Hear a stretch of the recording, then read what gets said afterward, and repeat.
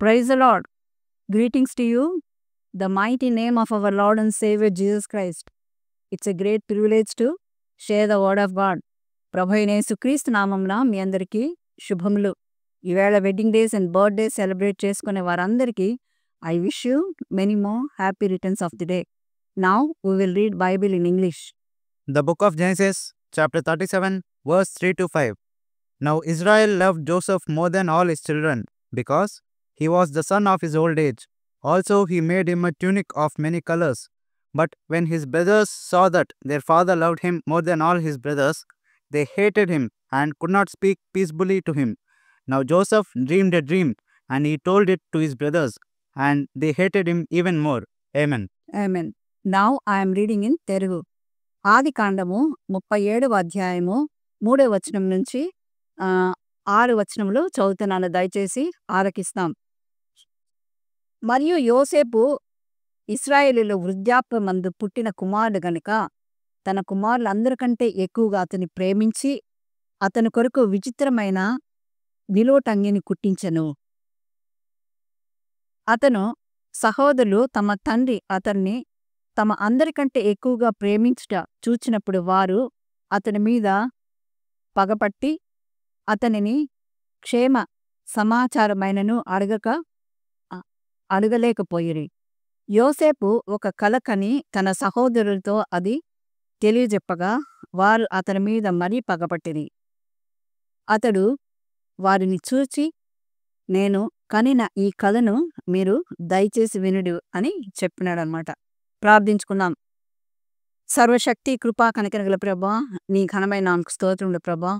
అబ్రహాము, ఇస్సాకు, యాకోబుల దేవా నాయన, నీ నిబంధన వారి యొక్క సంతానం పైన కూడా మీరు నిలిపారు నాయన. అబ్రహాంకి ఇచ్చినటువంటి నిబంధన ఈరోజు అదే నిబంధన మీరు మా పైన నిలిపినందుకై నీకు స్తోత్రం చెల్లిస్తున్నాం.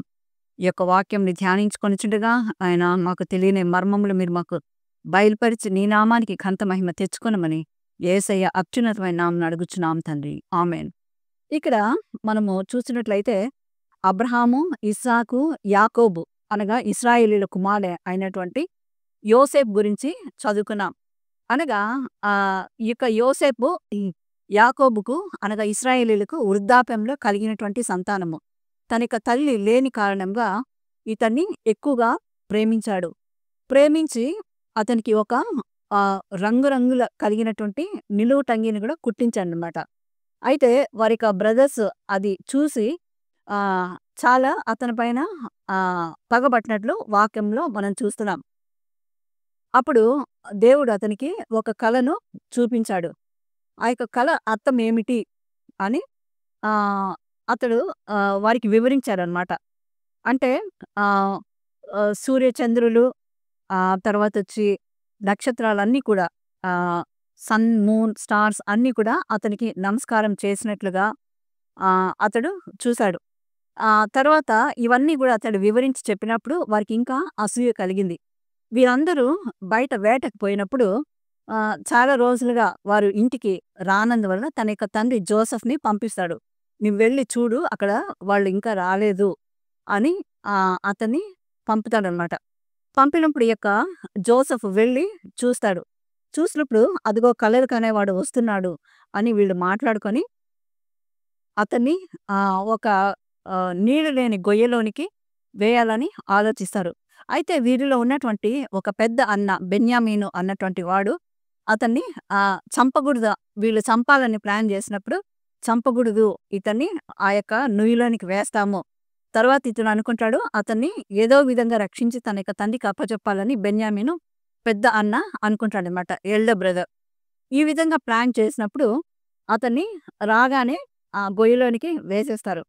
వేసినప్పుడు తిరిగి ఐగుప్తు నుంచి రాజు యొక్క వారు అంటే ఫరో రాజు యొక్క సైన్యము లేక వారి యొక్క భటులు ఒంటెల మీద రావడం చూసి వాళ్లకు ఈ యొక్క జోసెఫ్ని అమ్మేస్తారు. అప్పుడు ఇతను ఏం చేస్తాడంటే అక్కడికి వెళ్ళిపోతాడనమాట.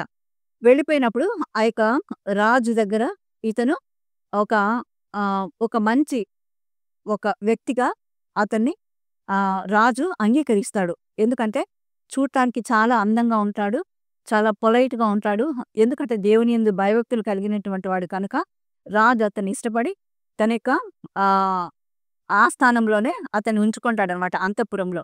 అయితే ఇతను చాలా నీతిగా, నమ్మకంగా దేవుని యొక్క మాటకు విధేయుడై ఉన్నప్పుడు అతని యొక్క పనులు కూడా యథార్థంగా ఉంటాయి. అతడు ఎంతో నమ్మకంగా రాజు యొక్క సముఖమందు ఉన్నప్పుడు అతన్ని ఆహ్, తన యొక్క ఇంట్లోనే ఆహ్, పెట్టుకుంటాడనమాట. అప్పుడు ఆ యొక్క రాజు భార్య ఇతన్ని యవనస్తులుగా ఉన్నాడని అతన్ని చాలా ఆమె వెంటబడి వేధిస్తూ ఉంటుంది. అయితే ఇతడు దేవుని యందు భయభక్తులు గలవాడు కనుక ఆమె చేతికి దొరకకూడదని అతను వెళ్ళేటప్పుడు అతని యొక్క పై వస్త్రమును మన ఇండియాలో గూడా మనం ఏ విధంగా అయితే టవల్ వేసుకుంటారో రైతులు ఫార్మర్స్ అదే విధంగా ఆ యొక్క పై వస్త్రాన్ని తీసి వేరే విధంగా రాజుకు చెప్పినప్పుడు అతన్ని ఆహ్, ఒక చెరసాలలో వేసి అతన్ని శిక్షిస్తారు. అయితే శిక్షించినప్పుడు అక్కడ రాజు ఆస్థానంలో పని చేసేటటువంటి వారిని కూడా ఈ యొక్క జోసెఫ్‌తో గూడా ఉంటారనమాట. అయితే జోసెఫ్‌తో కూడా వారు కలిసి ఉన్నప్పుడు వారికేదో కల వస్తుంది. అయితే కలను ఇతను క్లియర్ చేస్తాడు. ఆ యొక్క కలకు సమాధానం చెప్తాడనమాట. నిన్ను 3 రోజుల్లో ఒకతనికి చెప్తాడు. 3 రోజుల్లో నువ్వు తిరిగి రాజు నిన్ను పిలుస్తాడు. ఆస్థానానికి వెళ్తావన్నప్పుడు అలాగే అంటాడు. అయితే నువ్వు వెళ్ళినప్పుడు రాజు ఆస్థానంలో నన్ను జ్ఞాపకం చేసుకో. రాజుకు నా గురించి చెప్పమన్నప్పుడు అలాగే అంటాడు. అయితే ఆ యొక్క ఆస్థానంలో ఉన్నటువంటి వ్యక్తి రాజు దగ్గరికి నిజంగానే ఈ యొక్క కల వచ్చిన విధంగా జోసెఫ్ చెప్పిన విధంగా కలకు అర్థం చెప్పిన విధంగా అతడు రాజు దగ్గరికి వెళ్ళిపోతాడు. జోసెఫ్‌ని అతను మర్చిపోతాడు రాజు యొక్క భటుడు. అయితే కొంతకాలం అయిన తర్వాత రాజుకు ఒక కల వస్తుంది. అదేంటంటే ఆహ్, సన్న కంకులు అనగా ఈ ఫీల్డ్స్‌లో ఉన్నటువంటి ఆ యొక్క కంకులు ఆహ్, లావుగా పుష్టిగా ఉన్నటువంటి కంకులు తినేసినట్లు ఒక కల. రెండవది బక్క చిక్కినటువంటి ఆవులు హెల్తీగా ఉన్నటువంటి ఆవులను తిన్నట్లు వస్తుందన్నమాట. అప్పుడు అతడు ఎంతో మందిని అతన్ని పిలిపించి అక్కడున్నటువంటి ఆహ్, ఆహ్, ఒకవేళ సైంటిస్ట్‌లు గానియండి, లేకపోతే అస్ట్రాలజర్స్ ఈ విధంగా అనేక మందిని అతడు అప్రోచ్ అయినప్పుడు ఎవరు ఆ కలకు మీనింగ్ చెప్పలేరన్నమాట. అప్పుడు తన యొక్క ఆస్థానంలో ఉన్నటువంటి వ్యక్తి చెప్తాడు. జైలులో నుంచి వచ్చినతడు. ఆ యొక్క జైల్‌లో జోసెఫ్ ఉన్నాడు. అతను నా కలకు ఈ విధంగా అర్థం చెప్పాడు. అతడు చెప్పినట్లు జరిగింది రాజా. అతనికైతే ఈ యొక్క దీని గురించి కల గురించి అర్థం తెలుసన్నప్పుడు అతను ఓకే అని చెప్తాడనమాట. అప్పుడు అతన్ని బయటికి తీసుకొనొచ్చి రాజు యొక్క కలను చెప్పినప్పుడు అప్పుడు ఇతడంటాడు, ఈ యొక్క కల అర్థము 7 సంవత్సరములు ఆహ్, ఎంతో ఎక్కువగా పంటలు పండుతాయి. తర్వాత 7 సంవత్సరములు కరువొస్తుంది కాబట్టి ఎక్కడ ధాన్యం ఉండదు. ఇప్పుడు నువ్వు ఒక పని చేయాలి రాజా. 7 సంవత్సరములు ఉన్నటువంటి సమృద్ధి అయినటువంటి ఆ యొక్క ధాన్యమును నీ యొక్క కొట్టలో వేసుకో. అప్పుడు చాలామంది నీ దగ్గరికొస్తారు. ఆహ్, కరువొచ్చిన నెక్స్ట్ 7 ఇయర్స్‌లో అన్నప్పుడు రాజు అదే విధంగా చేస్తాడు. మొదట 7 ఇయర్స్ పంటలన్నీ సమకూరుస్తాడు. తర్వాత 7 ఇయర్స్ కరువొచ్చినప్పుడు అన్ని దేశాల నుంచి కూడా అక్కడొచ్చి కొనుక్కొని పోతుంటారన్నమాట ధాన్యము. అయితే అదే సమయంలో ఈ యొక్క అన్నదమ్ములు అందరూ కలిసి అనగా కానాను నుంచి ఐగుప్తుకు జోసెఫ్ ఉన్నటువంటి ప్లేస్‌కి జోసెఫ్ అప్పుడు ధాన్యం అందరికీ ఇస్తూ ఉంటాడు. అతని దగ్గరకొచ్చినప్పుడు ఇతడు వారిని కనుక్కుంటాడనమాట. కనుక్కొని వారికి గూడా ధాన్యాన్ని ఇస్తాడు. తర్వాత ధాన్యాన్నిచ్చి దా మళ్ళీ ఆ యొక్క అన్నదమ్ములంతా కలుసుకొని ఇతనికి తెలుసు వారు తమ యొక్క అన్నదమ్ములని. వారికి విందుని ఏర్పాటు చేస్తాడు. విందుని ఏర్పాటు చేసి అతను ఏడ్చి తన యొక్క అన్నదమ్ములతో రీకన్సిలేషన్ అయినప్పుడు వారు గూడా చాలా సంతోషిస్తారు. అయితే అదంతా జరిగిన తర్వాత తిరిగి వీరు తన యొక్క తండ్రిని గూడా తీసుకొని రమ్మంటాడనమాట. తండ్రి ఇంకా ఉన్నాడు అన్నప్పుడు తండ్రిని గూడా ఈ జోసెఫ్ దగ్గరికి కానాను నుంచి తీసుకొని రమ్మన్నప్పుడు అప్పుడు వారు అన్ని థింగ్స్ అన్నిటితో గూడా వారు తిరిగి జోసెఫ్ దగ్గరికి చేరుకుంటారు. అప్పుడు జోసెఫ్‌ని చూసినటువంటి తన యొక్క తండ్రి అతన్ని హత్తుకొని ఏడుస్తాడు. అతడు చనిపోయాడని గుంతలో వేసినప్పుడు తన యొక్క తండ్రికి వెళ్లి చెప్తారనమాట. అతను చనిపోయాడు అని తన యొక్క వస్త్రానికి ఏం చేస్తారంటే వాళ్ళు ఒక మేకను చంపి ఆ రక్తాన్నంతా పూస్తారు.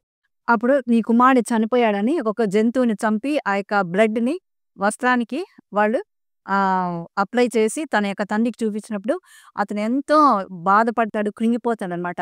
అయితే తిరిగి జోసెఫ్‌ని అతడు చూసిన తర్వాత ఇశ్రాయేలు అనగా యాకోబు ఎంతో సంతోషపడి కన్నీళ్లతో అతన్ని చేరుకొని అతన్ని బ్రతికి ఉన్నాడని తెలిసి ఎంతో సంతోషిస్తాడు. అప్పుడు ఫ్యామిలీ అంతా కూడా ఒకటవుతుంది.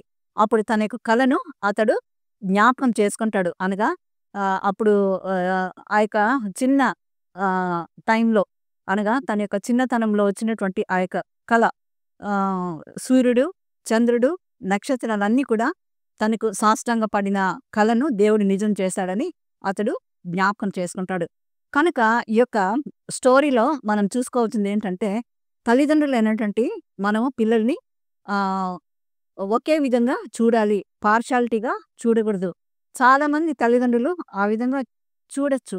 అయితే ఆ విధంగా చేయడం వల్ల వాళ్ళ మధ్యలో విభేదాలు రావడం జరుగుతుంది. రెండవది, అతడు నిరీక్షించాడు. అనగా జోసెఫ్ ఇన్ని కష్టాలు వచ్చినప్పటికీ కూడా దేవుని యందు అతడు నిరీక్షణ కలిగి ఉన్నాడు. మూడవది, ప్రేమతో తన యొక్క ప్రజలందరినీ లేక తన అన్నదమ్ములను హక్కున చేర్చుకున్నాడు. కనుక ప్రేమ శాశ్వతమైనది కనుక ఆ యొక్క ప్రేమతో సమస్తాన్ని జయించగలం కనుక తన యొక్క బ్రదర్స్ అందరినీ కూడా అతను చేర్చుకున్నట్లు మనం చూస్తున్నాం. కనుక మనలో కూడా ఈ యొక్క క్వాలిటీస్ ఉండాలని దేవుడు మనల్ని కోరుచున్నాడు. అటువంటి మంచి ఆత్మీయ జీవితంలో దేవుడు మనల్ని ముందుకు నడిపించును గాక. ఆమెన్. Thank you.